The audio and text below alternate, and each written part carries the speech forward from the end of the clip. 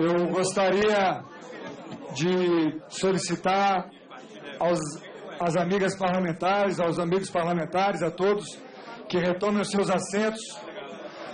Gostaria de informar que o presidente da Casa informa que hoje não haverá ordem do dia, portanto, esta comissão terá o tempo necessário para promover os debates. Gostaria de informar que o relatório já está disponível na internet, no terminal digital de Vossas Excelências, na página da comissão, e aqui, na medida que está sendo reproduzido presencialmente no papel, nós já vamos entregar, por favor, a secretaria já vai entregando cópia do relatório para os parlamentares.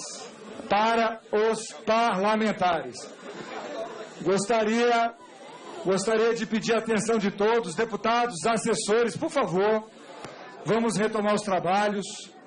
Gostaria que todos sentassem, querida deputada, deputado.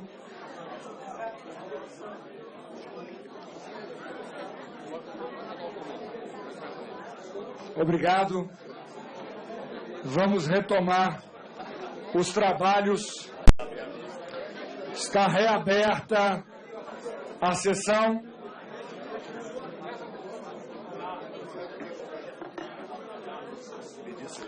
Gostaria, deputado Leitão, por gentileza, obrigado. Presidente Arlindo, Vossa Excelência, sempre elegante, obrigado.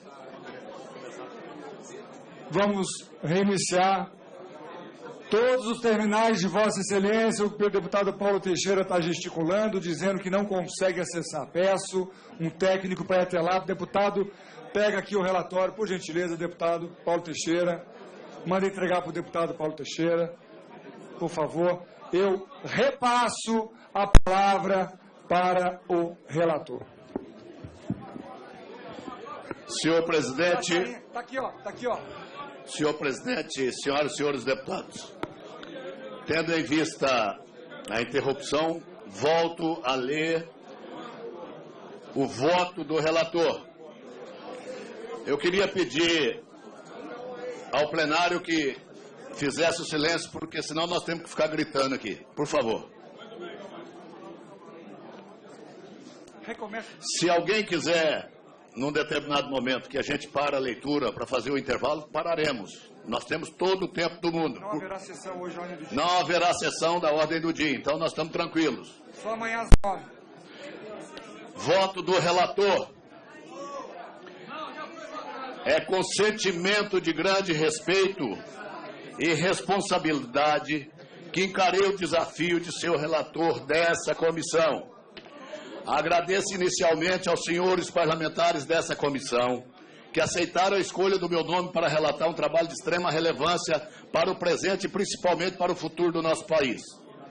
Em especial, peço licença aos colegas para fazer um agradecimento com muito carinho e respeito ao presidente dessa comissão, deputado Rogério Rosso, que também aceitou esse importantíssimo desafio, que foi e é presidir uma comissão de tamanha importância.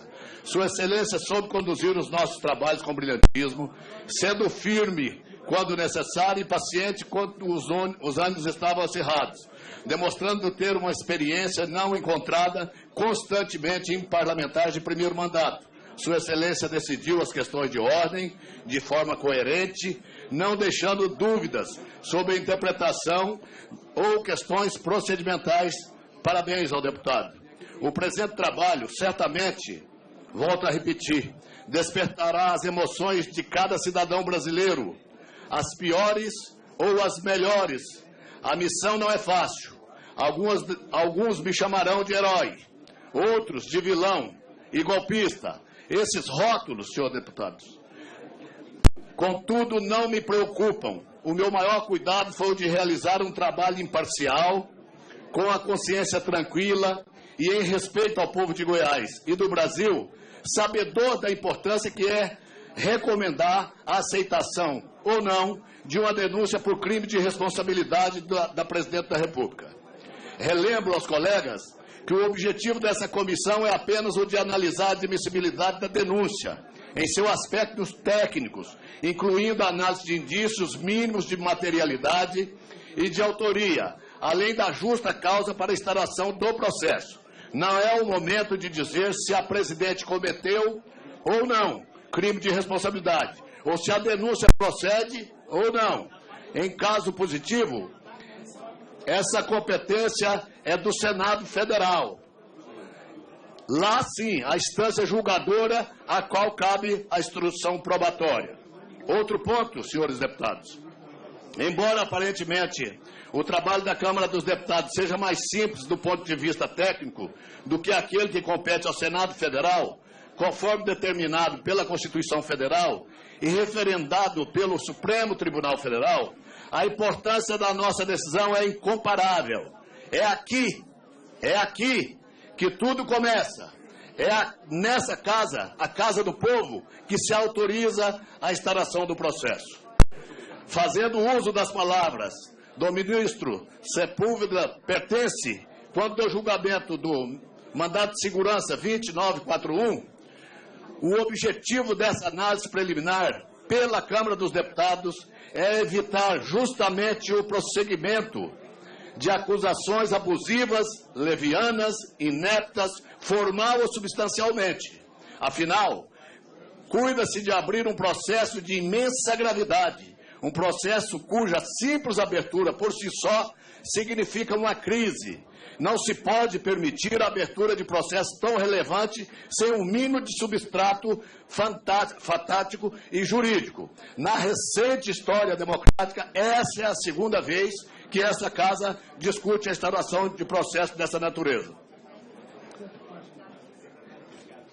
Ressalto que, aliado ao juízo técnico e jurídico sobre a admissibilidade da denúncia, cabe a essa Casa também analisá-la tendo como base o juízo político, assim entendido como conveniência e a oportunidade de instaurar um processo de tamanha magnitude.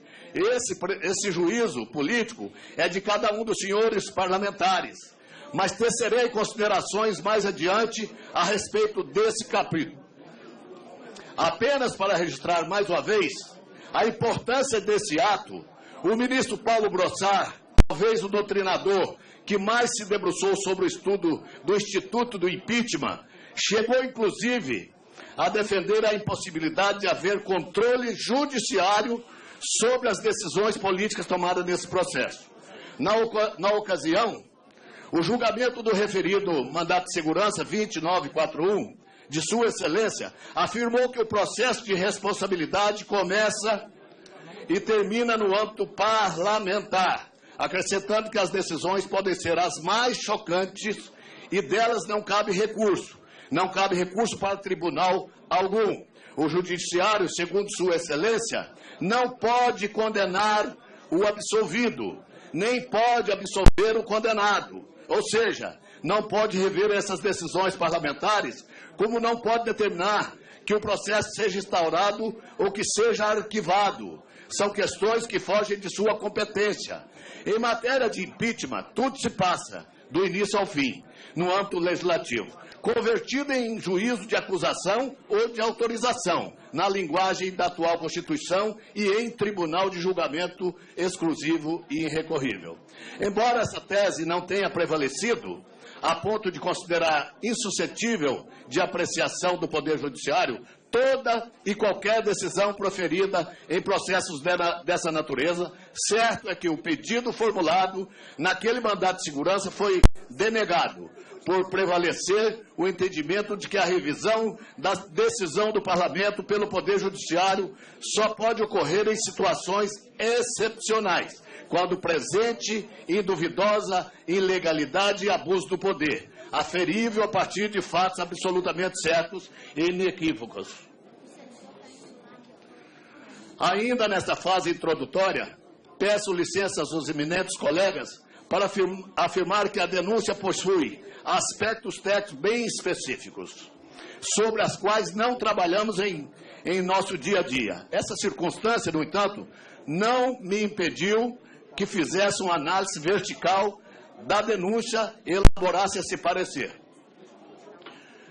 Fui vereador fui deputado estadual, fui vice-prefeito e já estou no meu 6º mandato como deputado federal, passando quase todas as comissões dessa casa, várias delas relacionadas com orçamento público, sistema financeiro e gestão pública. Fui também e ainda sou coordenador da bancada de Goiás na Comissão Mista de Orçamento, o que me habilita a afirmar com convicção a respeito da admissibilidade da denúncia com absoluta tranquilidade e precisão, sem contar o que registro aqui também como elogio, que fui auxiliado por uma equipe altamente competente e prestativa composta por funcionários dessa casa.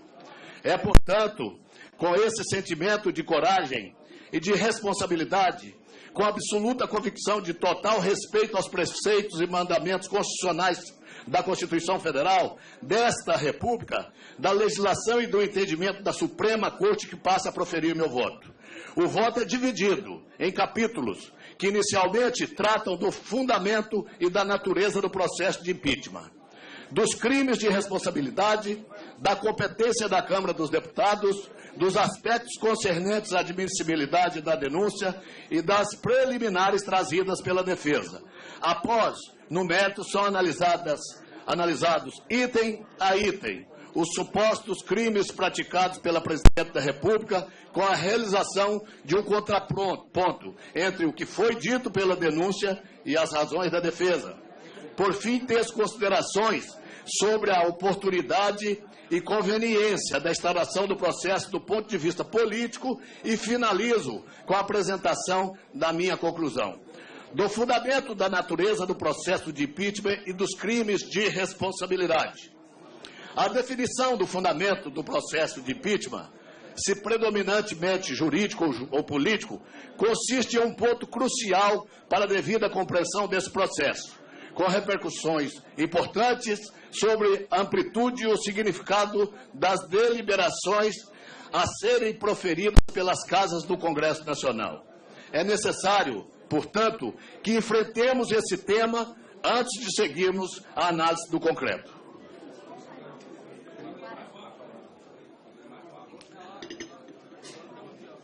Nos sistemas presidencialistas de governo, o processo de impeachment é o mecanismo que leva em consideração critérios jurídicos para propor a responsabilização do Presidente da República e a sua imediata destituição, antes de expirar o prazo do mandato presidencial, em razão da prática de infrações legais relacionadas com a violação dos deveres funcionais e com o mau uso do poder. O impeachment, portanto, não pode ser confundido com os institutos da moção de desconfiança e da moção de censura, próprias do sistema parlamentarista, pelos quais ocorre a responsabilização política do governo perante o parlamento e a destituição do primeiro-ministro, mediante a simples retirada da confiança política da maioria dos parlamentares, que representa o fundamento necessário para a continuidade governamental desse sistema. Dessa forma, o impeachment não pode ser considerado um processo exclusivamente político, imune a critério jurídico ou ao controle judicial da legalidade de sua tramitação, tendo em vista a própria lógica do sistema presidencialista de governo e a norma contida no artigo 85 da Constituição Federal, a qual remete a uma lei especial, a sua tipificação e as respectivas normas de processo e julgamento. Do fundamento jurídico do impeachment surge o dever de observância dos princípios gerais de qualquer direito punitivo, seja ele de natureza política, criminal, administrativa ou civil. Tais princípios são relacionados com a verificação da tipicidade dos fatos atribuídos ao acusado, da culpabilidade do julgamento conforme as provas existentes, bem como do respeito aos direitos subjetivos do Presidente da República e as garantias processuais da ampla defesa do contraditório, da publicidade, da igualdade processual, da razoabilidade e de todos os demais postulados do devido processo legal, formal e material. Assim, desde que respeitadas as suas balizas democráticas, o processo de impeachment não é o golpe de Estado. na exata medida em que ele objetiva preservar os valores éticos, jurídicos e políticos administrativos consagrados na Constituição Federal. Quero repetir. Assim, desde que respeitadas as suas balizas democráticas, o processo de impeachment não é golpe de Estado, na exata medida em que ele objetiva preservar os valores éticos, jurídicos e político-administrativos consagrados na Constituição Federal. Na verdade, o impeachment resguarda a legitimidade do exercício do mandato político, cuja legitimidade de entrada residiu nas eleições populares. Nesse processo, caça-se o mandato. Se for comprovado que a legitimidade democrática do presidente da República expirou, diante da prática de crime de responsabilidade tipificado na Lei número 10.079 de 1950. É importante destacar que a Câmara dos Deputados e o Senado Federal não podem instaurar esse processo com base em razões de mera conveniência política ou desaprovação popular governamental. Assim, como deve assegurar a máxima efetividade das garantias individuais e processuais do Presidente da República. Diante da sensibilidade e da gravidade que envolve a tarefa de fazer sentar no banco dos réus o chefe do Poder Executivo Nacional. Por outro lado, devemos estar atentos ao alerta de Rui Barbosa, citado por Paulo Bonavides, para que rigores jurídicos formais, aspas, em excesso não provoque um manejo difícil, lento e corruptor do impeachment e não transformem a respectiva punição em algo fictício, irrealizável e mentiroso, resultando daí um poder presidencial irresponsável, ilimitado, imoral e absoluto. Com razão, a observância de aspectos jurídicos do processo de impeachment, em especial a obediência às garantias de ampla defesa e do contraditório, não lhe retiram a marcante conotação política. Segundo o ministro do STF, Luiz Roberto Barroso, na ADPF número 378, é equivocada a pretensão de transportar acriticamente garantias inerentes a processos criminais comuns para a esfera política dos crimes de responsabilidade, o que ensejaria tratamento idêntico a situações bastante diversas. Aqui vale lembrar, senhores deputados, reforçando a índole política do julgamento que o ex-presidente Fernando Collor foi condenado pelos senadores, mas depois foi absolvido pelo Supremo Tribunal Federal em julgamento de caráter puramente jurisdicional. Assim, a natureza parcialmente política do impeachment impõe certa flexibilização dos rigores jurídicos formais, próprios de um processo judicial ordinário.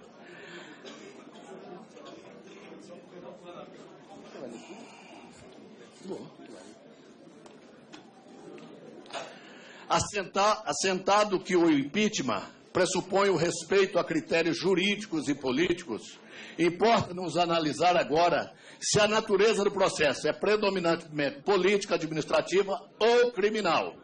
Sob a égide da Constituição Imperial Brasileira de 1824, o processo de impeachment foi adotado entre nós sob a influência direta da Inglaterra, onde o referido processo possui natureza criminal e não se limita a atingir politicamente a autoridade pública, mas abrange o castigo criminal do homem.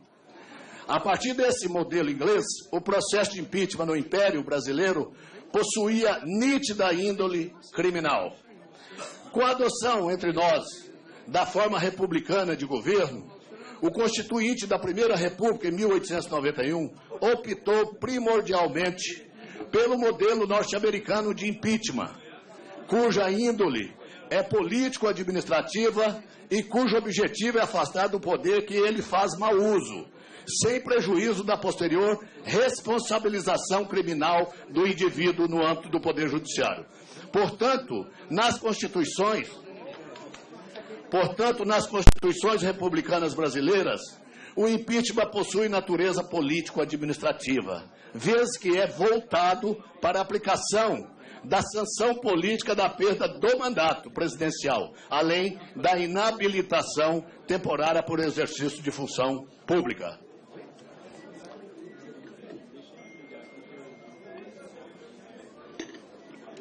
Ocorre que, ao adaptar o modelo norte-americano para o Brasil, as constituições republicanas desde 1891 até a atual Constituição de 1988 mantiveram a prática advinda do Império de sistematizar em uma lei especial os ilícitos que fundamentam o processo de impeachment, denominando-os de crime de responsabilidade. Nesse ponto, o Brasil se afastou dos padrões inglês, norte-americano e francês, os quais associam a possibilidade de destituição do presidente da República a conceitos vagos e imprecisos, tais como a traição, corrupção, delitos graves e má conduta.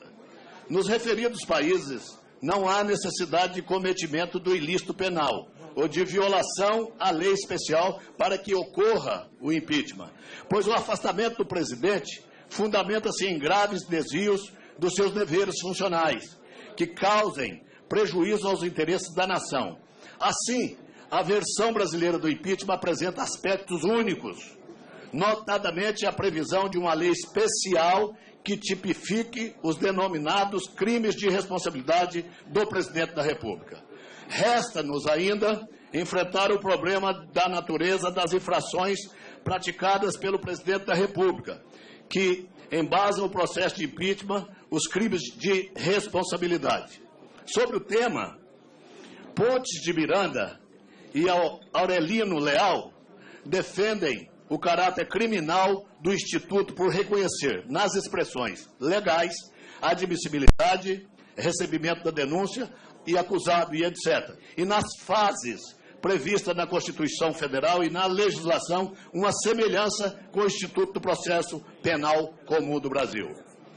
O Supremo Tribunal Federal flerta com essa tese no âmbito do enunciado número 46 de sua súmula vinculante, ao propor que apenas a União possa legislar sobre os crimes de responsabilidade. Entretanto, tal flerte se dá sob a ótica da competência legislativa.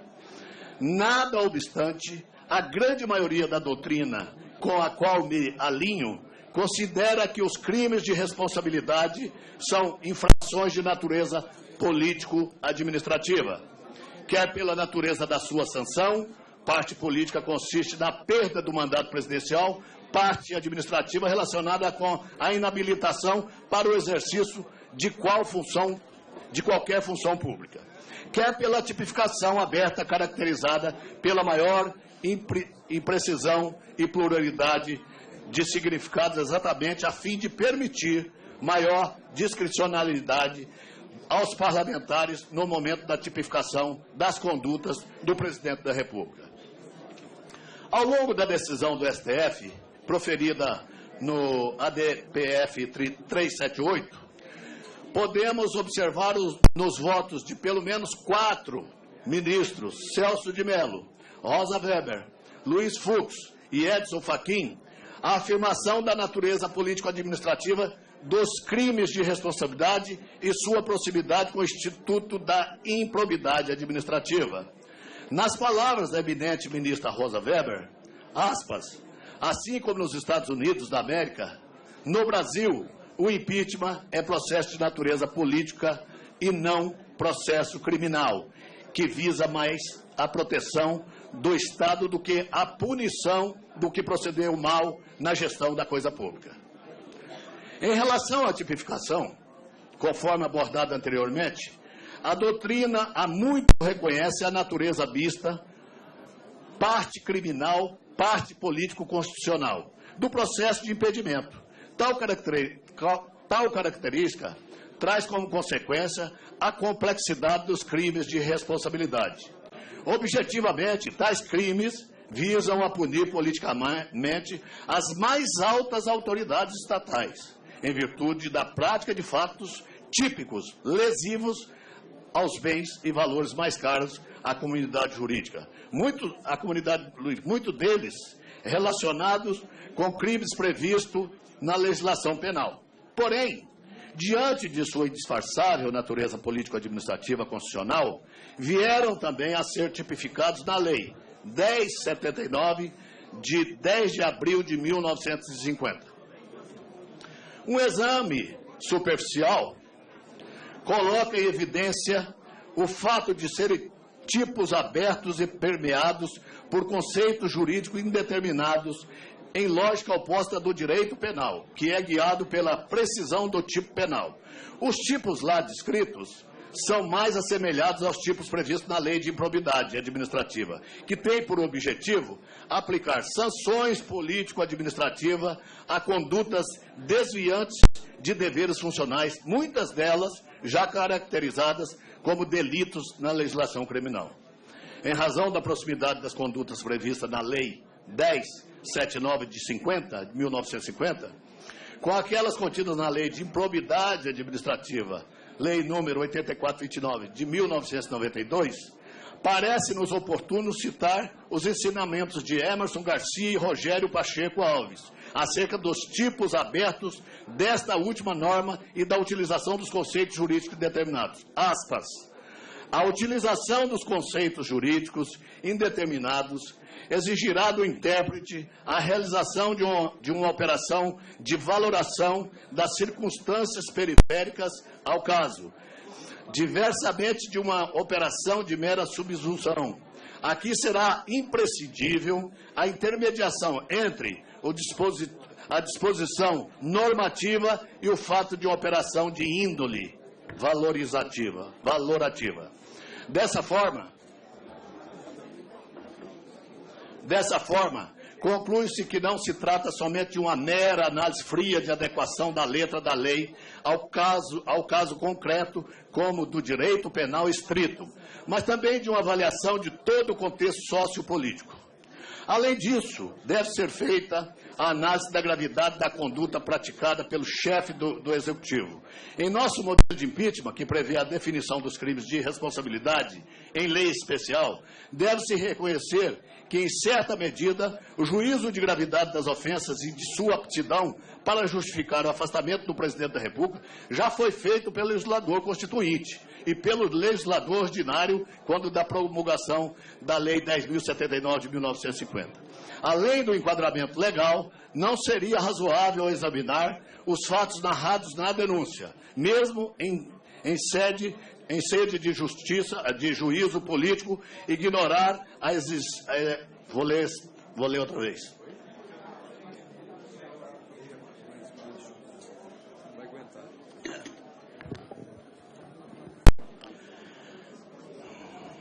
Além do enquadramento legal, não seria razoável examinar os fatos narrados na denúncia, mesmo em sede de juízo político, ignorar a exigência de relevância para reconhecê-los como atos e justificar o afastamento. É nesse ponto, chego ao meu entendimento. Estou convicto de que, independentemente das divergências doutrinárias e jurisprudências nos parlamentares, temos o dever de respeitar o processo democrático e os princípios constitucionais da ampla defesa, do contraditório, do devido processo legal e a tipicidade contida na Lei 1079 de 50. Entendo também que, ainda que devam ser considerados os pressupostos jurídicos, o processo de impeachment possui essência política, uma vez que foi entregue às casas do Poder Legislativo pelo Poder Constituinte originário, para que seja julgada à luz de maior sensibilidade política.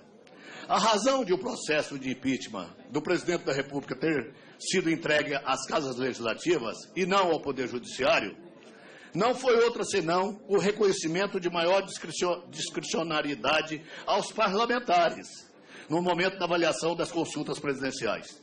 Esse juízo será feito à luz do momento sociopolítico e da maior percepção dos parlamentares em aferir as altas e superiores razões de conveniência, oportunidade, utilidade política que levam o presidente da República a tomar suas decisões.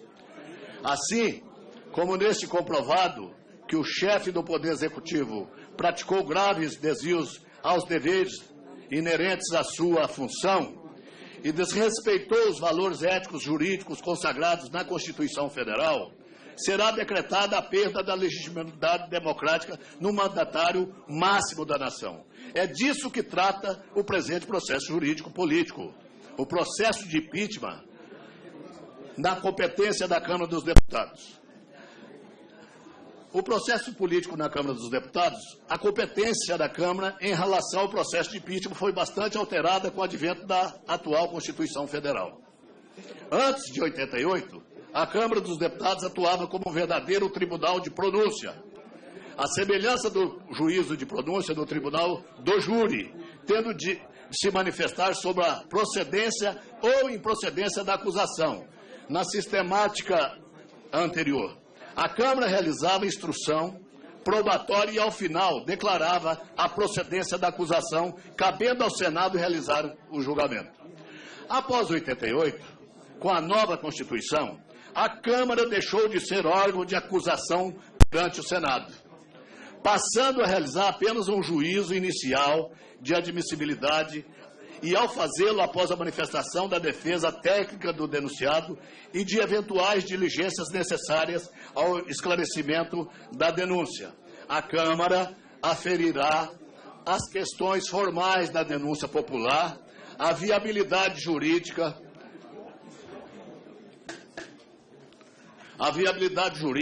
e política do seu pedido, o lastro probatório, a manifestação da defesa e o enquadramento em tese dos fatos aos crimes de responsabilidades previstos em lei. Assim, na hipótese de legitimidade ativa dos denunciantes, da inépcia jurídica, da peça acusatória ou da falta de justa causa, deverá esta comissão especial, cujo parecer tem caráter opinativo em relação ao plenário da Casa, decidir pela inadmissibilidade jurídica e política da acusação e, consequentemente, pela autorização de instauração de processo pelo Senado. Por outro lado, caso haja a constatação de admissibilidade jurídica e política da denúncia, considerada a manifestação da defesa e configurados os fatos narrados pelo menos em tese como crimes de responsabilidade, deverá este colegiado decidir por maioria simples e o plenário da Câmara dos Deputados por 2/3 de seus membros, pela admissibilidade da denúncia e pela autorização de instauração de processo de impeachment no Senado Federal. Como dito, a Câmara não cabe, por determinação constitucional, debruçar-se sobre o mérito da acusação ou promover atos voltados à dilação probatória. Por essa razão, nessa fase de admissibilidade, as poucas diligências que podem ser realizadas devem ser voltar apenas para elucidar a denúncia e não para complementar ou suprir o seu conteúdo. Registre-se que no presente procedimento as audiências públicas realizadas cumpriram o objetivo de esclarecer o conteúdo do processo aos membros da Comissão Especial e à sociedade. O enfrentamento do mérito dar-se-á no Senado Federal, que é o foro constitucionalmente apropriado para que o chefe do Poder Executivo se defenda, valendo-se, evidentemente, de todas as garantias que a Carta da República lhe assegura.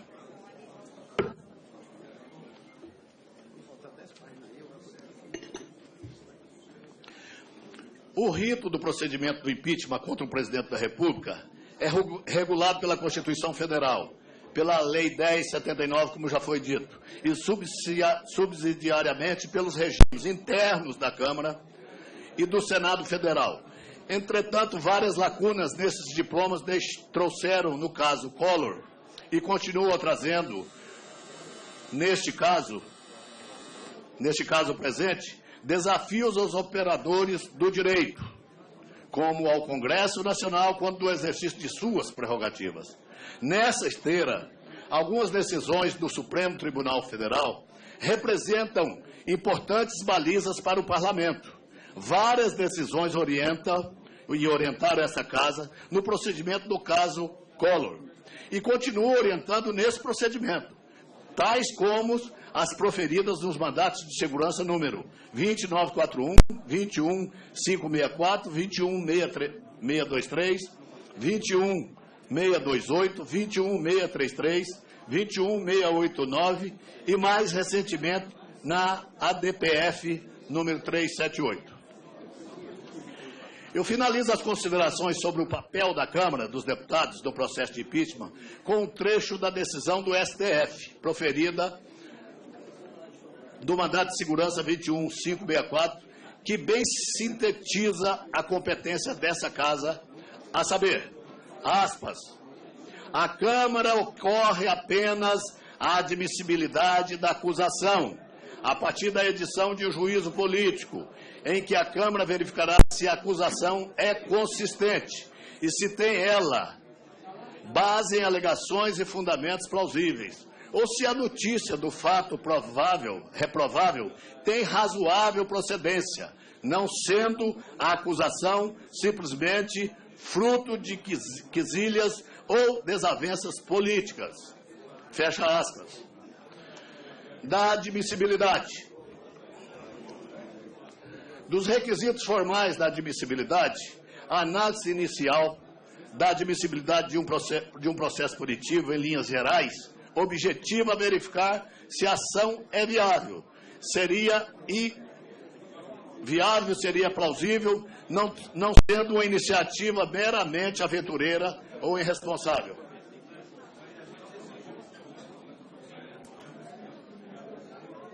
Está muito quente aqui, né? Tá. Melhorar o ar dele. Hã? Não tem como melhorar o ar?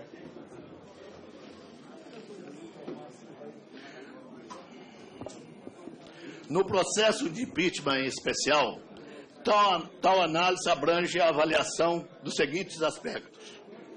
Legitimidade ativa do denunciante, que deve ser cidadão brasileiro por força do artigo 14 da Lei 1079 de 50. Permanência do denunciado no mandato presidencial, de acordo com o artigo 15 da Lei 10.079 de 50. Correção formal da denúncia, que, entre outros aspectos, deve estar devidamente assinada e com firma reconhecida de seus autores.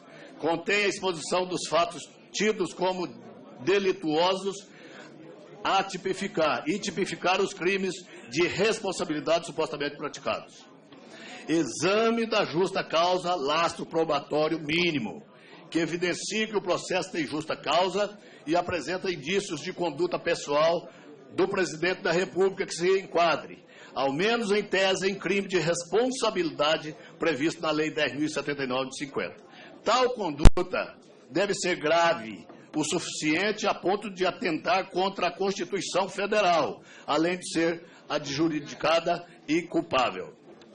Na hipótese de ficar evidente que os fatos não se enquadram na referida lei, não atentam contra a Constituição, não são adjudicados, ou que não há culpabilidade do chefe do Poder Executivo Nacional, não haverá interesse público hábil à instauração do processo.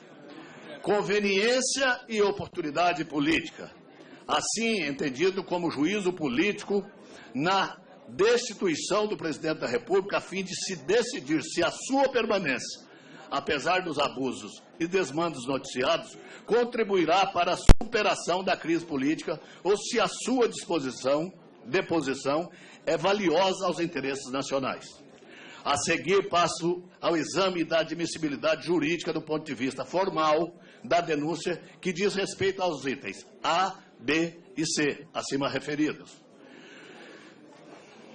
Para proceder essa análise, principiamos pelos artigos 14 e 16 da Lei 10.079 de 50 e caput, parágrafo 1º do Regimento Interno da Câmara dos Deputados, que estabelecem 3 requisitos formais indispensáveis para que ela possa ser recebida, relacionados com a comprovação de que 1. O denunciante está no gozo de seus direitos políticos. 2.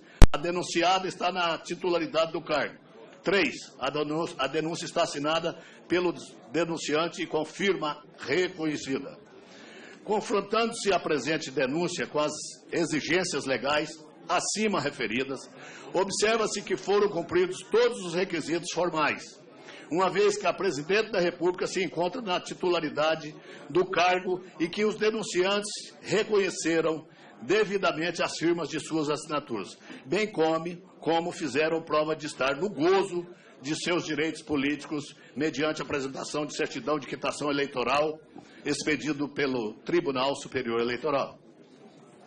Quanto à correção formal da denúncia, destaca-se que a decisão do Supremo Tribunal Federal, no ADPF número 378 e a Lei 10.79 de 50, em seu artigo 38, também determinam que os regimentos internos da Câmara dos Deputados e do Senado Federal e o Código de Processo Penal sejam subsidiários da lei, naquilo em que lhe forem aplicáveis.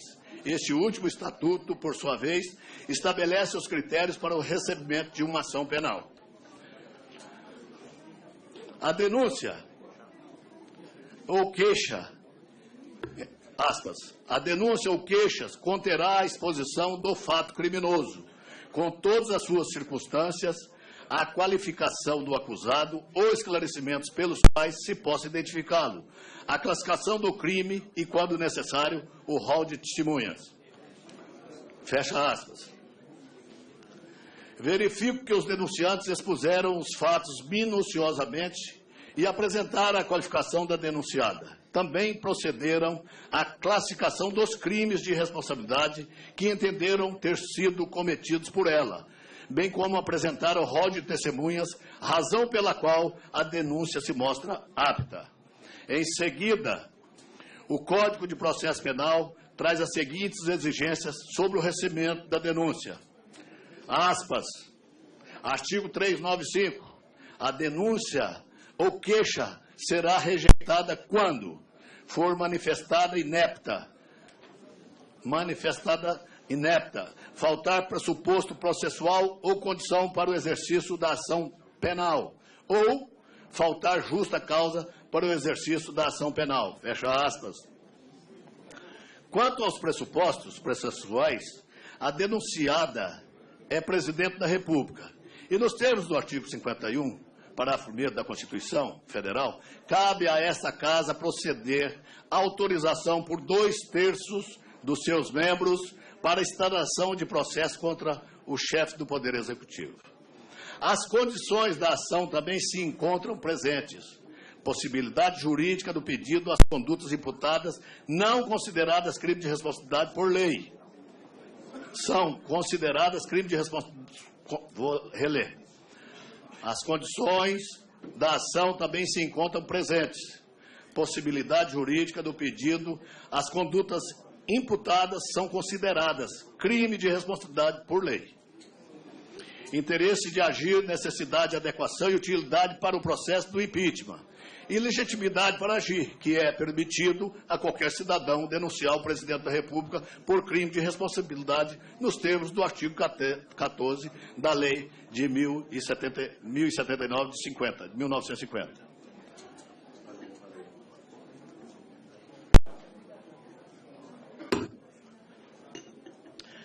Da admissibilidade total ou parcial da denúncia.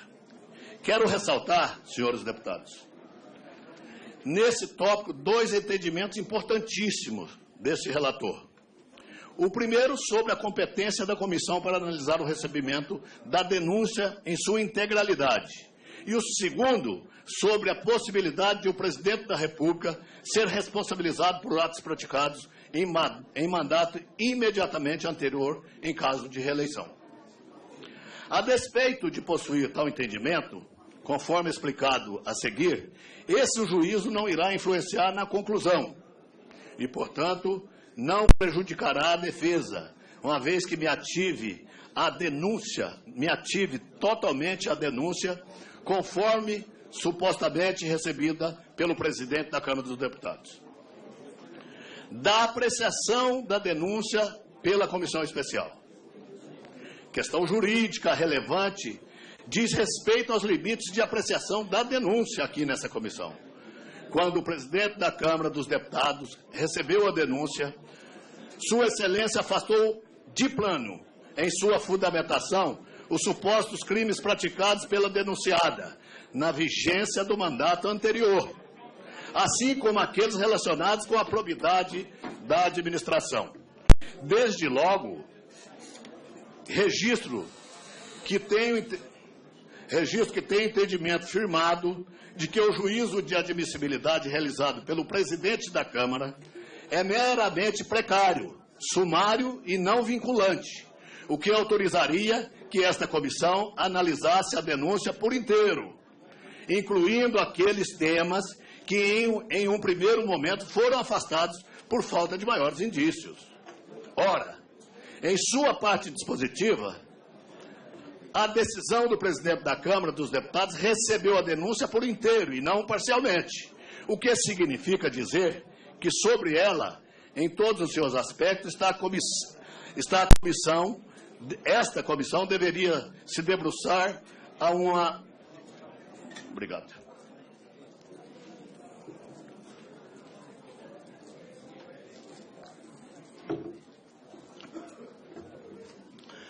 Ora, em sua parte dispositiva, a decisão do presidente da Câmara dos Deputados recebeu a denúncia por inteiro e não parcialmente, o que significa dizer que sobre ela, em todos os seus aspectos, essa comissão deveria se debruçar a uma, porque esta fase não é de julgamento, mas apenas de admissibilidade da denúncia. As duas, porque a competência constitucional de analisar a denúncia é da Câmara dos Deputados, seu plenário, e não do presidente dessa casa ou mesmo da comissão especial, cujo parecer é opinativo. Essa, aliás, é a doutrina especificada de Paulo Brossard, que defende, inclusive, a possibilidade de o Senado Federal investigar e produzir provas livremente, sobretudo diante da verificação de fatos novos. No mesmo sentido, guardadas as devidas proporções, colhem-se as seguintes afirmações do voto proferido pelo ministro Edson Fachin, na DPF 378, que, se me permitem, concluir dessa forma. Aspas. Importante enfatizar que o ato do presidente da Câmara, embora acarrete o recebimento da denúncia no contexto do processo instaurado no âmbito daquela Casa Legislativa, não encerra de forma definitiva o juízo de admissibilidade da denúncia. Se a denúncia for recebida pelo presidente da Câmara, incumbirá ao plenário o juízo conclusivo quanto à viabilidade da denúncia. Fecha em aspas. Essa, sistematicamente, também guarda similitude com a lógica do processo penal ordinário, em que o juiz recebe a denúncia e a vista de defesa escrita na fase prescrita, prevista no artigo 397, repito, na fase prevista no artigo 397 do CPP, revisita a adequação da acusação a justificar a produção de provas voltadas a formar o juízo de mérito, e por isso que, embora não se reconheça a existência de dois recebimentos, parte da doutrina trata de dupla admissibilidade de denúncia. Fecha aspas. Em suma, ainda segue o voto, com aspas, em suma, teria o juiz duas oportunidades de verificar a admissibilidade da demanda. A primeira, de modo bem superficial, apoiada tão somente nos elementos constantes do inquérito policial ou das peças de informação. O segundo, já em grau de cognição, mais vertical, mais ainda sumário, com suporte não apenas no material colhido inquisitoriamente, mas também nas alegações e nos documentos eventualmente apresentados pela defesa técnica do denunciado, no prazo que foi disponibilizado por força do comando do artigo 396 do Código de Processo Penal. Seguindo, senhor presidente, o propósito parece ter sido o de maior grau de proteção ao acusado contra acusações infundadas e até temerárias, que, se não constituírem A regra pode ocorrer como fruto do assodamento, errôneo interpretação dos fatos apurados na investigação preliminar ou, quiçá, distorcida concepção dos fins do processo penal.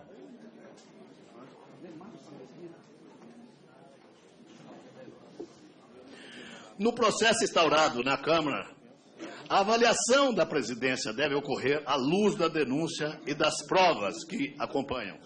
Em razão da natureza e gravidade do processo, também é razoável que esse juízo seja renovado pelo plenário.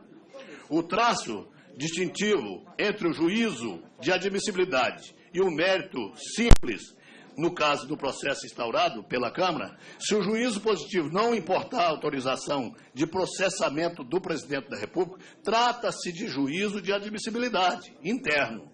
Havendo autorização, a decisão resolve o mérito do processo instaurado na Câmara, com a admissão da denúncia para fins de processamento no âmbito do Senado Federal.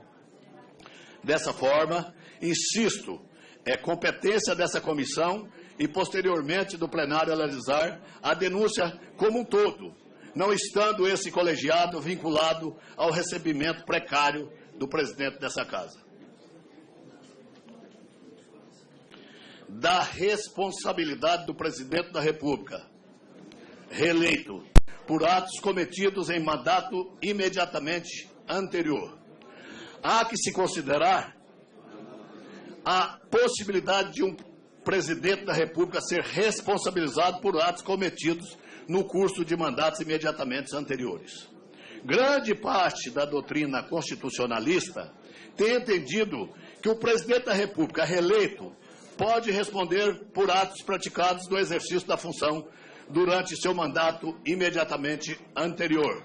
Nesse sentido, vale lembrar a lição de Paulo Brossard.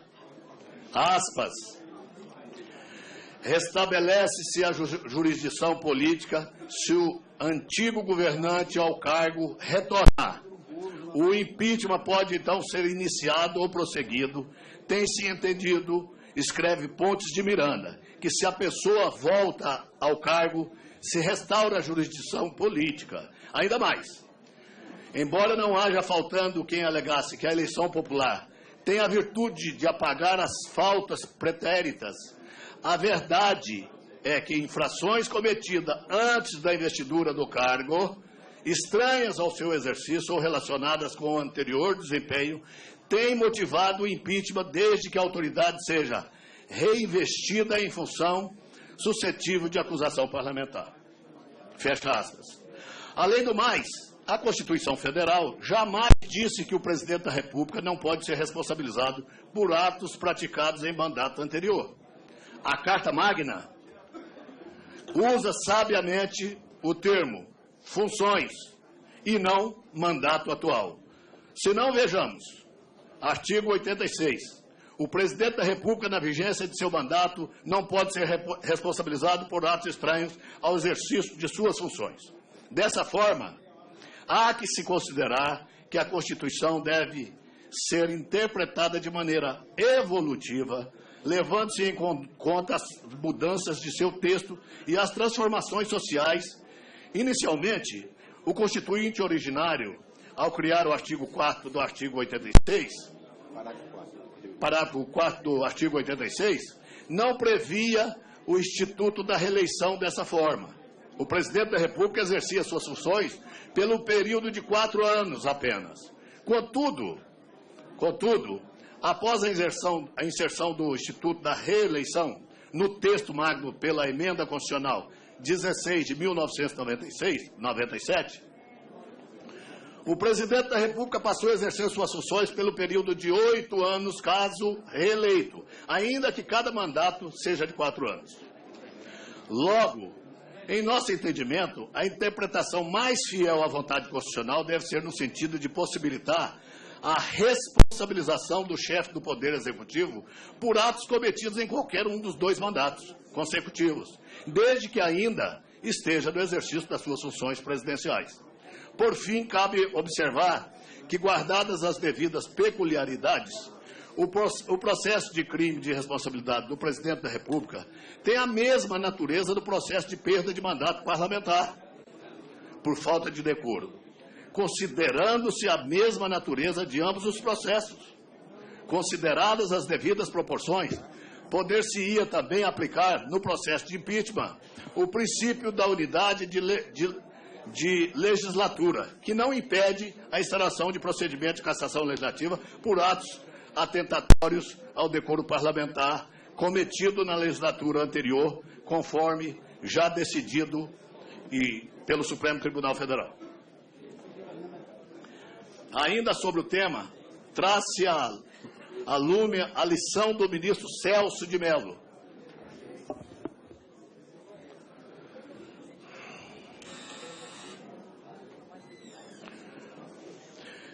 Aspas, que o princípio da unidade de legislatura não representa obstáculo constitucional. Palavras de Celso de Mello. Que as casas legislativas venham ainda que por fatos anteriores à legislatura em curso, a instaurar contra quem já era titulado de mandato na legislatura precedente procedimento de caráter político-administrativo destinado a viabilizar a decretação da perda do mandato por fato atentatório ao decoro parlamentar cometido por quem então se achava investido na condição de membro de qualquer das casas do Congresso Nacional. Constituição Federal, artigo 55. Pelos argumentos defendidos pelos ministros da Suprema Corte, acima expostos,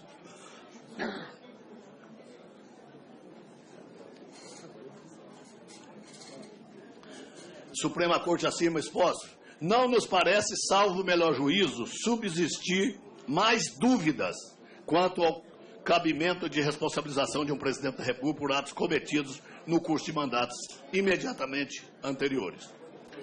Do caso concreto,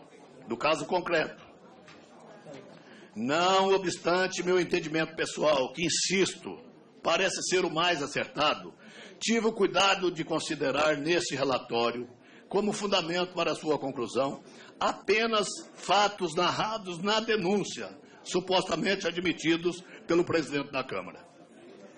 Assim, procedo por dois motivos.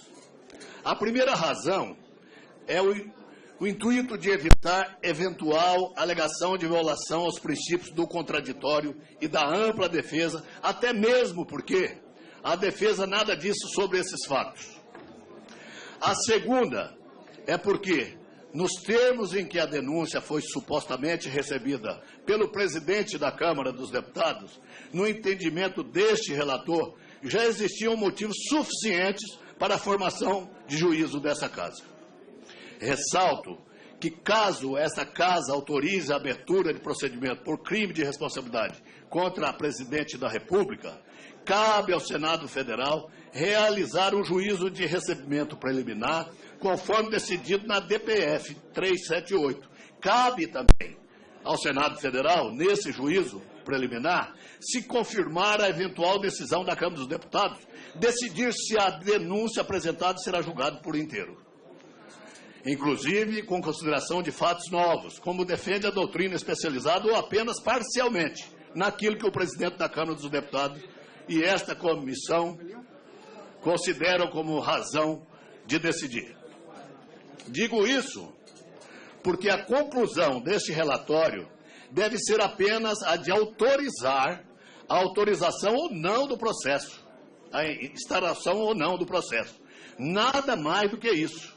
A fase realmente processual, com o recebimento da denúncia propriamente dito, com seu processamento em julgamento, será feita no Senado Federal. Das preliminares da defesa. Antes de adentrarmos no exame da justa causa, passaremos a análise das duas questões preliminares trazidas pela defesa. A primeira, em relação à suposta nulidade do recebimento da denúncia pelo presidente da Câmara dos Deputados em face do desvios de finalidade. A segunda questão preliminar se refere à questão procedimentais do presente processo de impeachment e se divide em três subitens. Primeiro, A, da juntada aos autos da delação premiada feita pelo senador Delcídio do Amaral. B, da realização de etapa procedimental de diligências para o esclarecimento da denúncia. C. Da ausência de intimação da denunciada para acompanhamento das oitivas de esclarecimento. A seguir, as referidas questões serão abordadas.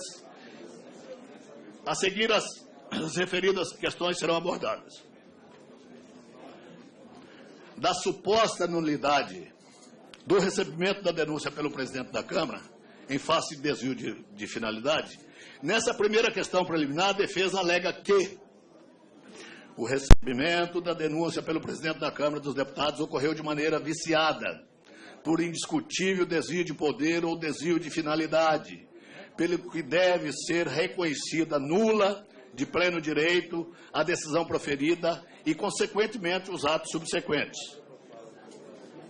2. O presente processo foi instaurado com base em premissas ilegais, ilegítimas, imorais e manifestadamente injustas, a partir de um clamoroso abuso de poder, no qual ninguém, no exercício da presidência da Câmara, poderia ter incorrido. Análise. Essa questão já foi analisada e encontra-se superada pelo Supremo Tribunal Federal, em 2 oportunidades, restando fixado o entendimento de que não se aplica ao processo político-jurídico de impeachment as regras de processo penal que tratam de impedimento e suspeição, por haver regra expressa no artigo 36 da Lei 10.79 de 50, não presentes no caso. No julgamento da DPF 378, pelo Supremo Tribunal Federal, foi decidido por unanimidade pela impossibilidade de aplicação subsidiária das hipóteses de impedimento e suspeição do CPP relativo ao presidente da Câmara dos Deputados. Do voto do ministro Roberto Barroso, colho a seguinte passagem sobre o tema. Aspas. Embora o artigo 38 da Lei 10.79 de 50 reconheça a aplicação subsidiária do Código de Processo Penal ao processo e julgamento do presidente da República por crime de responsabilidade, somente estarão impedidos de funcionar nesse processo os parlamentares que se encontram em situações previstas no artigo 36 da mesma lei, não se aplicando subsidiariamente as hipóteses de impedimento e suspeição previstas no CPP. E isso por 3 razões. Em primeiro lugar, é incabível a equiparação entre os magistrados, dos quais se deve exigir plena imparcialidade, e parlamentares que devem exercer suas funções com base em suas convicções políticas e pessoais, e buscar realizar a vontade dos representados. Convicções político-partidárias e pessoais, e buscando realizar a vontade dos representados. Em segundo lugar, a aplicação subsidiária pressupõe a ausência de previsão normativa na lei, o que não ocorre em relação à Lei 10.79 de 50. Estabelece os casos de impedimento do artigo 36. Por fim, embora a lei de crimes de responsabilidade não estabeleça hipótese de suspeição, não há que se falar em lacuna legal. É compreensível que o legislador tenha fixado apenas e excepcionalmente casos de impedimento, dado o fato de que o processo de impeachment ocorre no âmbito legislativo, onde divergências, embates e acusações ganham lugar cotidianamente. Fecha aspas.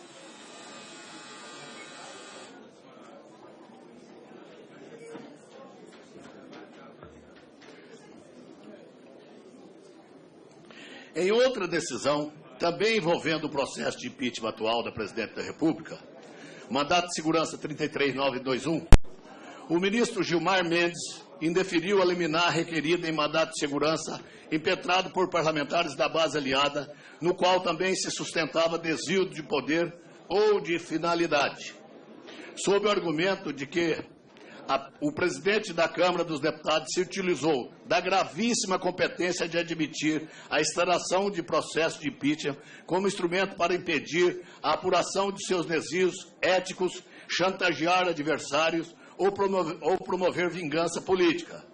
Aduziram os impetrantes daquele processo que o presidente da Câmara dos Deputados teria agido em defesa de seu interesse pessoal, qual seja, evitar sua própria cassação da decisão referida que afastou expressamente das alegações. Merece atenção os seguintes trechos. Aspas. Ressalte-se que eventuais interesses políticos partidários divergentes da autoridade apontada, como coatora em fase da Presidente da República, que poderiam revelar inclusive a existência de inimizade, não significariam a violação das garantias decorrentes da organização e procedimento do processo vindouro iniciado com o ato ora atacado. Observando detidamente, segue o voto. O ato apontado como coator configura-se claro que houve apenas análise formal pelo chefe da Câmara dos Deputados, devidamente fundamentada no exercício do seu mister constitucional. Fecha aspas. Não bastante... Como é a palavra?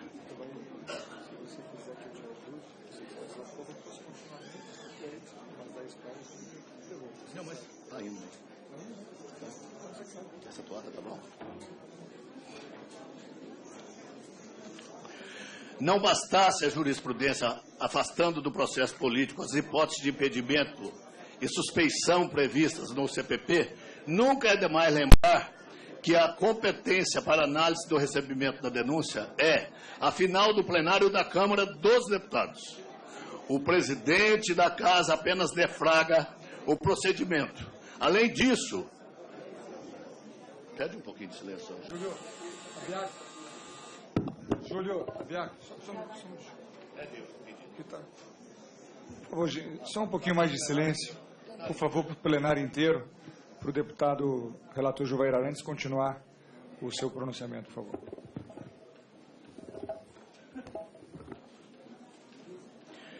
Não bastasse a jurisprudência afastando do processo político as hipóteses de impedimento e suspeição previstas no CPP, nunca é demais lembrar que a competência para análise do recebimento da denúncia é, afinal, do plenário da Câmara dos Deputados.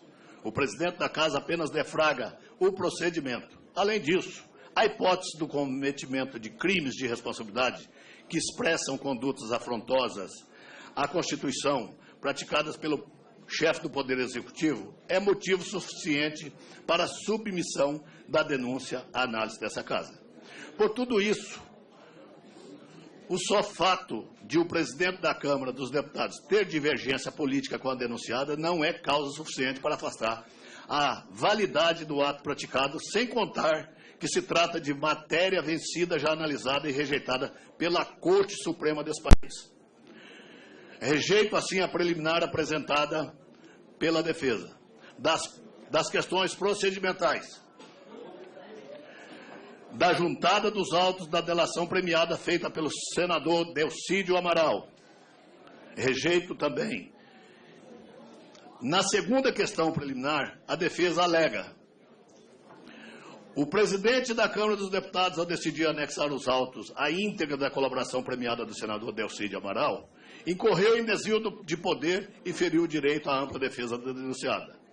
O referido documento não guarda relação fatídica ou jurídica com objeto delimitado para o presente procedimento e não guarda pertinência com o atual mandato da Presidência da República.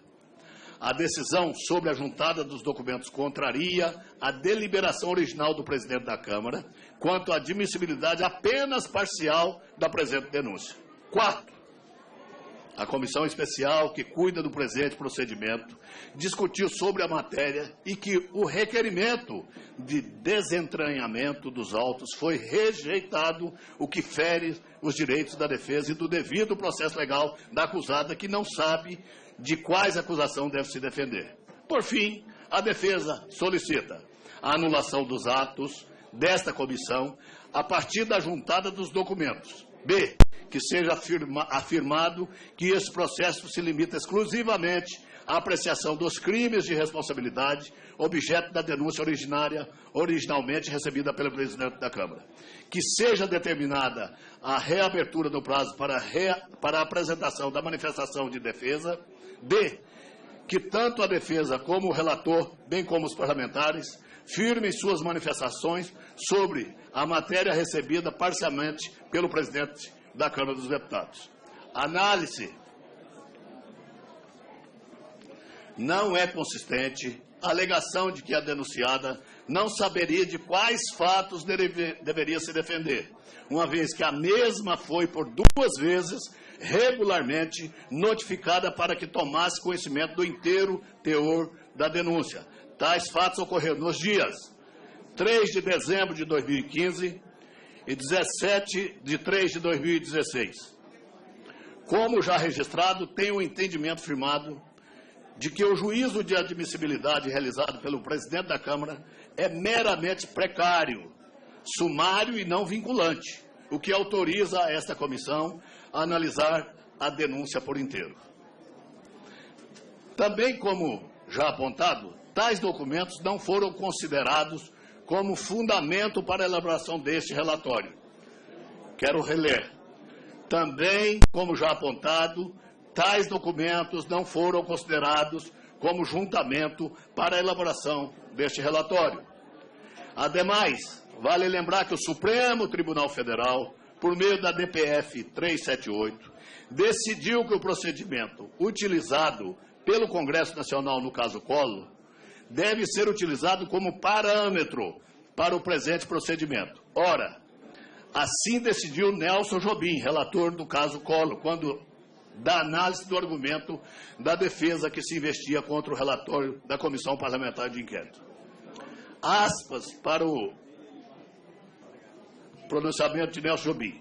Não é a Câmara dos Deputados, porque fórum de admissibilidade da denúncia e de autorização para a instauração do processo competente para apreciar a consistência material das conclusões da CPI. É tema de exclusiva órbita do Senado Federal, onde o contraditório de mérito deve ser instaurado. Por último, requer que sejam carreados para os autos todos os documentos em que se fundou o relatório final da CPI para incriminar o defendente. Quanto a essas provas e diligências, o eventual deferimento de sua produção ou de seu cumprimento não está afeto à competência dessa Casa, que é, repita-se, restrita ao juízo prelibatório. Fecha aspas.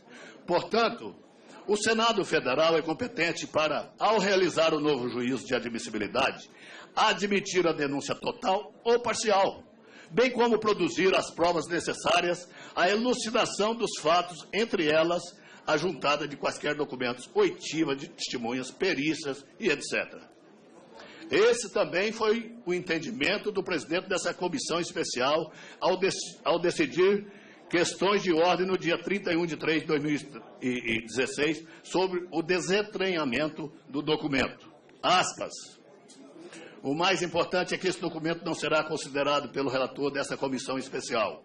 Conforme já assentado em decisão anterior, caberá ao Senado Federal, em sua competência própria, se for o caso, fazer a instrução probatória conforme suas atribuições e como achar adequado. Ou seja, estar ou não o documento dos autos é irrelevante, já que o documento, insisto, não deverá ser considerado por esta comissão nem pelo plenário. Palavras do relator, do presidente Rosso. Fecha aspas. Em relação ao alegado prejuízo para a defesa, também este não houve, uma vez que o presente relatório, como dito anteriormente, limitou-se aos termos da denúncia conforme supostamente recebida pela presidente da Câmara dos Deputados, assim como fez a defesa. Por essas razões, rejeito a preliminar apresentada. Da realização de etapa procedimental de diligência para o esclarecimento da denúncia.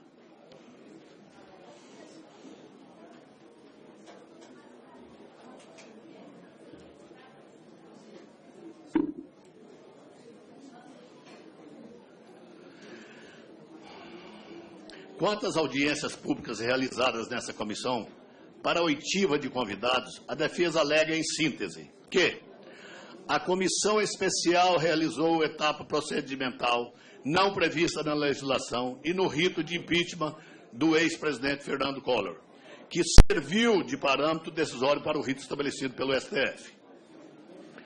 2. Que nas citadas audiências públicas, os convidados manifestaram-se sobre todo o conteúdo da denúncia, quando o presidente da Câmara dos Deputados a recebeu parcialmente, o que teria ferido o direito à ampla defesa da denunciada. A defesa requer, por fim, que seja anulada a audiência de esclarecimento da denúncia realizada coitiva de seus autores, retirando-se dos autos todas as transcrições das suas falas. Sejam anuladas todos os atos processuais realizados após a realização dessa etapa processual, com a reabertura de novo prazo para a apresentação de defesa pela denunciada. Seja afirmado que o objeto em discussão neste procedimento limita-se exclusivamente aos fatos que caracterizam os crimes de responsabilidade objeto da denúncia originalmente recebida pelo presidente da Câmara dos Deputados, devendo a defesa e esta relatoria, em suas considerações, se absterem exclusivamente em abordarem suas respectivas análises e esses fatos. E, D, que sejam os membros dessa comissão orientados de que apenas deverão formar sua convicção a partir da análise da ocorrência ou não dos crimes de responsabilidade definidos no despacho do presidente da Câmara dos Deputados que recebeu a denúncia. Análise. Sobre a preliminar, em consideração, cabe lembrar que o presidente desse colegiado, em decisão, a questão de ordem formulada pela deputada Jandira Fegali, acerca da interpretação número 218, parágrafo 4 e 5º, o artigo 20 da lei número 1079, esclareceu que tais audiências teriam, teriam apenas o caráter de esclarecimento da denúncia e não da instrução probatória.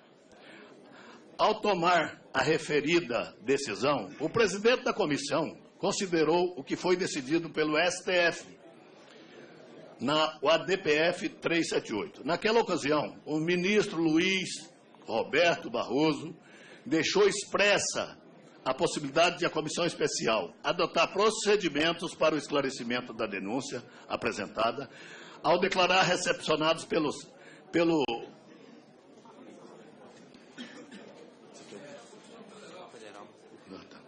Constituição Federal de 88, os artigos 20 e 21 da Lei 1079 de 1950. Aqui está 1050. Há uma correção a ser feita aí, porque aqui está a Lei 1079, está 1050, é 1950. Desde que interpretados conforme a Constituição, para que se entenda que as diligências referidas no artigo 20 não se destinam a provar a improcedência ou procedência da acusação, mas apenas a esclarecer a denúncia. Seguindo essa linha de entendimento, em estrita obediência à Lei 1079 de 1950 e à jurisprudência do Supremo Tribunal Federal sobre o rito do processo de impeachment, as audiências públicas realizadas no âmbito dessa comissão especial destinaram-se exclusivamente ao esclarecimento da denúncia e não à produção de provas para elucidar a veracidade ou não dos fatos nelas narrados ou confirmados, em conformidade com a competência da Câmara dos Deputados de autorizar ou não a instauração do processo, condição de procedibilidade. Não houve, no caso, desrespeito ao rito do processo de impeachment e do ex-presidente Fernando Collor. O fato de o Supremo Tribunal Federal ter determinado que tal rito fosse seguido tanto quanto possível pelo Congresso Nacional não implica a conclusão de que nenhuma diligência de esclarecimento pudesse ser realizada por esta comissão, em razão de nada ter sido feito com esse objetivo naquela ocasião. Note-se que o caso em análise é em muitos aspectos diversos do processo de 1992. Eis que a denúncia contém vários fatos complexos, em especial os relativos a matérias financeiras e orçamentárias. Daí porque As audiências públicas não buscaram suprir ou preencher eventuais lacunas de denúncia, mas, ao invés, esclarecer os membros dessa comissão especial e a sociedade sobre tais fatos. Tal conduta, a nosso ver, efetivamente contribuirá para a formação da convicção de cada parlamentar da discussão e votação deste parecer. Acredito, ademais, que as audiências públicas aqui realizadas confiram maior transparência aos trabalhos deste colegiado, em respeito aos princípios constitucionais da publicidade e da eficiência. Acrescente-se que não houve prejuízo para a denunciada, eis que não se tratou de fatos novos, mas apenas aqueles já contidos na denúncia, da qual a Presidente da República foi notificada por 2 vezes para apresentar sua defesa.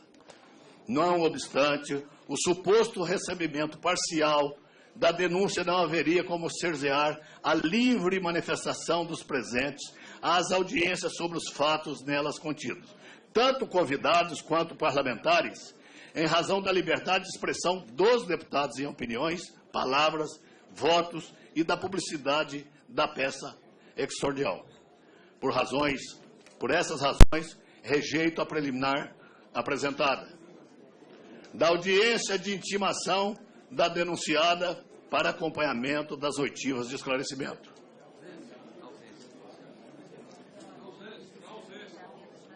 Releio.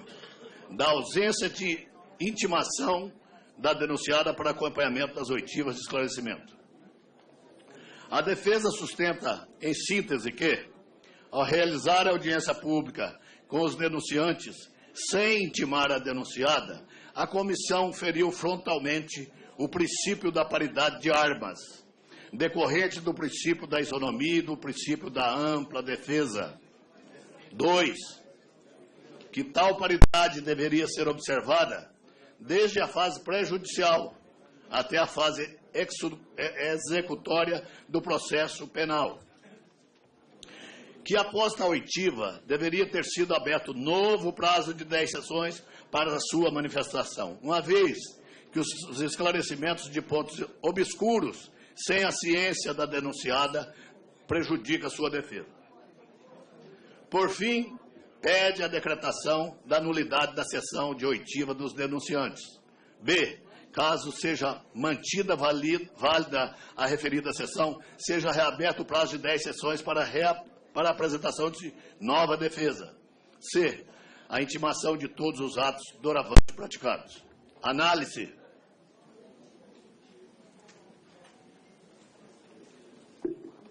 Pedi para trazer uma aguinha para mim. Se você quiser na toalete, eu vou.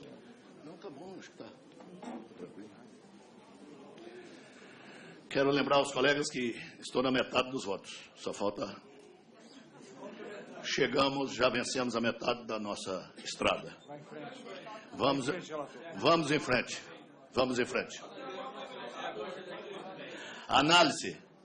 De início, conforme dito anteriormente, os denunciantes foram convidados a comparecer a esta casa, não porque a peça inicial fosse omissa, contraditória ou obscura, mas para prestar esclarecimentos, no sentido de apresentar a denúncia oralmente aos deputados, e principalmente ao povo brasileiro, que assiste constantemente todas as sessões dessa casa. Que até o momento da realização dessa audiência, participava da discussão do processo de impeachment apenas por ouvir dizer. Na verdade, o intuito dessa comissão foi de dar maior transparência ao processo de impedimento, conferido ao cidadão instrumentos para que pudesse formar sua opinião e participar ativamente desse debate. A realização das referidas audiências públicas, nenhum prejuízo trouxe à defesa. E consoante o artigo 563 do CPP, nenhum ato será declarado nulo se da nulidade não resultar nenhum prejuízo para a defesa ou acusação. Também o artigo 282, parágrafo 2º do novo CPC, determina que, quando puder decidir o mérito a favor da parte a quem aproveite a decretação de nulidade, o juiz não o pronunciará nem mandará repetir o ato ou suprir-lhe a falta. Tal qual apontado pelo STF no ADPF 378, o procedimento instaurado perante a Câmara dos Deputados não comporta produção de provas, já que se trata de fase pré-processual. Nesse ponto, é imperioso que se distinga a fase pré-processual do processo de impeachment, da fase pré-processual do processo penal e a do inquérito policial, onde há produção de provas. Em que pese ter causado estranheza, a denunciada, a realização do ato, a audiência pública é um instrumento com previsão regimental dessa Casa, artigo 24, parágrafo 3º, muito utilizado, inciso 3º, muito utilizado pelo Parlamento, eis que lida diretamente com a sociedade civil. Tais audiências, de fato, não foram realizadas quando do processo de impeachment do ex-presidente Collor. Porém, a sociedade brasileira, hoje, demanda muito mais participação na política do que naquela época. Assim como a questão debatida é muito mais complexa e merece maiores esclarecimentos.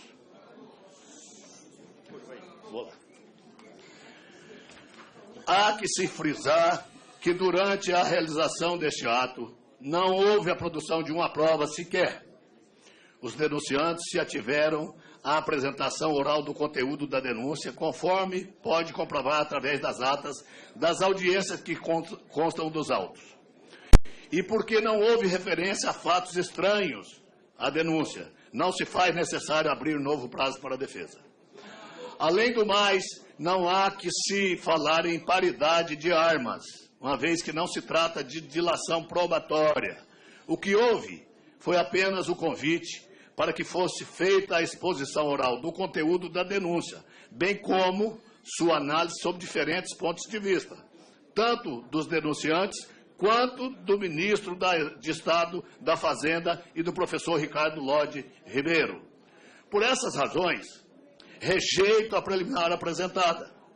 Passemos, então, ao exame da justa causa e dos demais aspectos de admissibilidade em relação a cada uma das condutas atribuídas a presidente da República pela denúncia. Exame de admissibilidade da DCR, número 1000...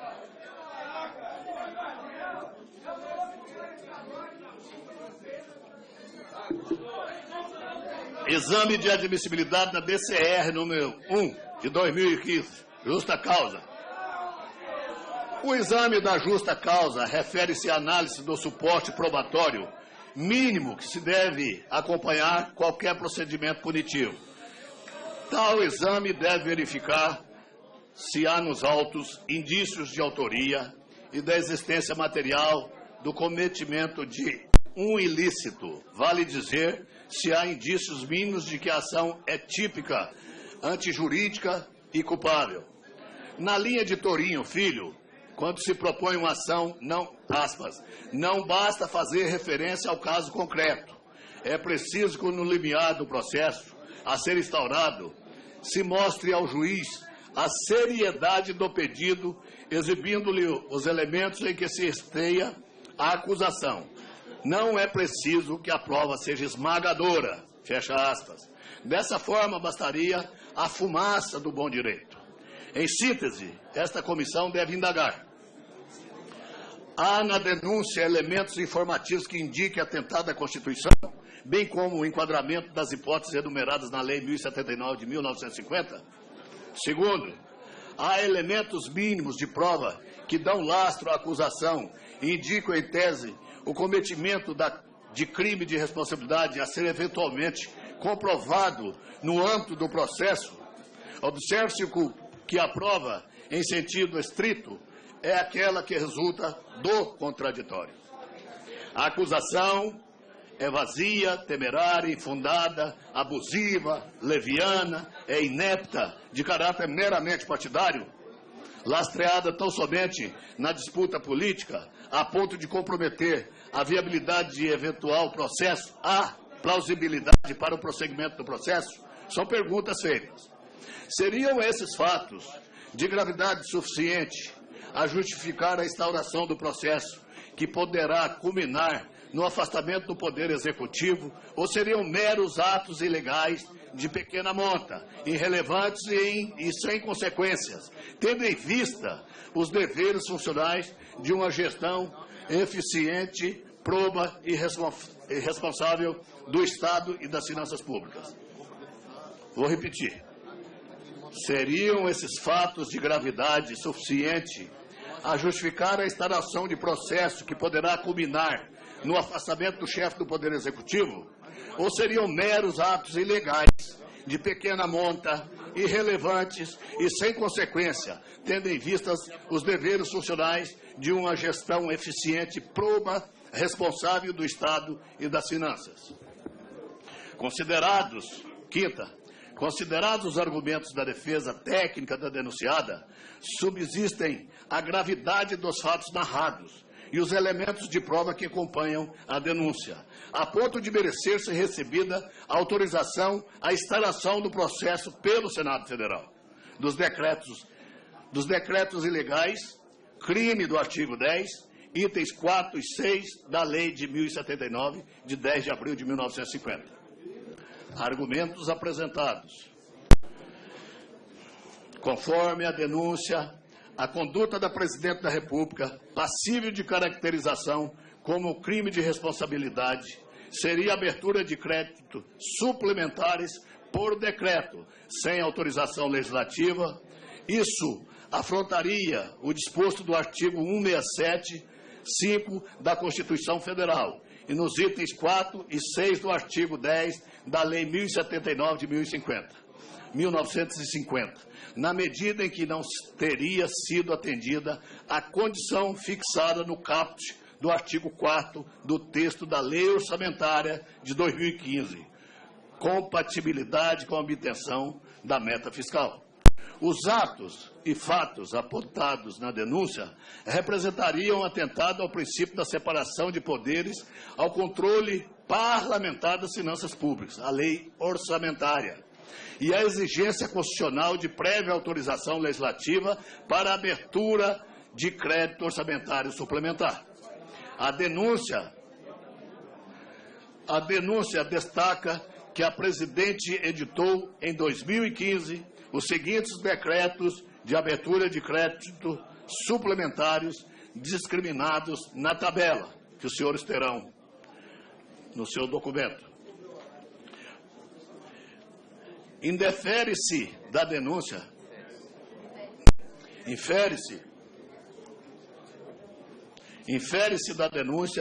que, estando comprometida a meta de superávit primário, conforme a exposição de motivos do PLN 5 de 2015, a abertura de créditos por decreto somente seria considerada compatível com a obtenção do resultado fiscal quando os acréscimos na programação orçamentária fossem compensados pela anulação de outras dotações orçamentárias, créditos neutros do ponto de vista fiscal. Nesse sentido, os denunciantes afirmam que o superávit financeiro e o excesso de arrecadação utilizados como fonte na abertura dos referidos decretos na ordem de 2,5 bilhões de reais seriam artificiais. Isso porque o Executivo tinha reconhecido que as metas vigentes estabelecidas no artigo 2º da Lei 13.080, de 2 de janeiro de 2015, Lei de Diretriz Orçamentária de 2015, LDO, estavam seriamente comprometidos. Tal fato teria se tornado límpido com o envio da mensagem presidencial número 269, de 22 de julho de 2015, que encaminhou o PLN número 5 de 2015, cujo texto atestava que a meta não estava sendo atendida, pelo que o governo propôs a sua redução. O mesmo se depreende do relatório de avaliação de receita e despesas primárias do terceiro bimestre de 2015, da mesma data. Diante disso, entendem os denunciantes que, enquanto não fosse aprovado o PLN 5, estaria vedada a edição de decretos incompatíveis com a obtenção da meta de resultado primário então vigente. Além disso, impunha-se a obrigação legal de limitar empenhos e pagamentos com vistas à obtenção da referida meta. Não obstante, ao invés de promover a correção dos limites de programação, a denunciada editou os mencionados decretos de ampliação de despesa com base em uma meta de superávit primário, ainda pendente de aprovação pelo Legislativo. Ainda de acordo com a denúncia, a abertura de créditos por decreto, estando a meta fiscal comprometida e enquanto não aprovada, sua alteração já havia sido considerada ilegal pelo Tribunal de Contas da União, no parecer prévio das contas de 2014. Os denunciantes observam que a conduta ocorrida em 2015 é idêntica àquela verificada no ano anterior. Enfim, assentam os denunciantes, inegável, portanto, que a influência das leis orçamentárias é patente, costumável e reiterada, o que perfaz o tipo do artigo 10 e 4 da Lei 1079 de 1950. Segundo a manifestação da Presidente da República, os seus decretos não teriam violado a Constituição Federal ou as leis orçamentárias em vigor, tendo em vista que não houve descumprimento da meta de superávit primário, a qual somente poderia ser aferida ao final do exercício financeiro, como o Congresso